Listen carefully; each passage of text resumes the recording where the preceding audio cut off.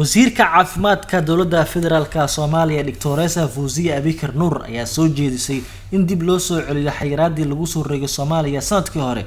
wasiirka caafimaadka oo qoraal kooban soo dhigtay barteeda Twitter-ka ayaa waxa ay sheegtay in xayiraadda ay tahay habka ugu wanaagsan ee lagu hortagi karo cudurka coronavirus ee kusoo labakacleeyay Soomaaliya oo imika si xoog ah dadka u baabi'inaya.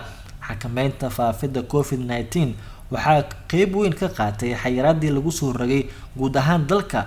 waxaa mar kale soo jeedinayaa in xayiraadii la soo celiyo si looga hortago faafitaanka cudurka coronavirus ayay tiri wasiiradda. warbixinta maalinlaha ah ee wasaaradda caafimaadka ay soo saarto ayaa muujinaysa xawaaraha zaa'idka ah ee faafitaanka cudurka coronavirus, waxaana sidoo kale sii kordhaya heerka dhimashada cudurka. tan iyo markii uu dib usoo labakacleeyay cudurka coronavirus ee bishii lasoo dhaafay, tirada dadka qabay waxay maraysay 4,000 iyo dheeraad, halka dhimashadu ay ahayd ku dhawaad 100 qof. laakiin 2 bil gudahood ayuu heerka faafitaanka gaaray in ka badan 7,000 oo kiis, halka dhimashada ay marayso in ka badan 230 qof.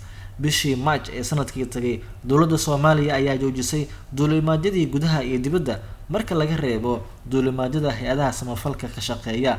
bishii July ee sanadkii hore ayaa dib loo fasaxay duulimaadyada gudaha, halka bishii Agoosto la fasaxay duulimaadyada caalamiga ahaa.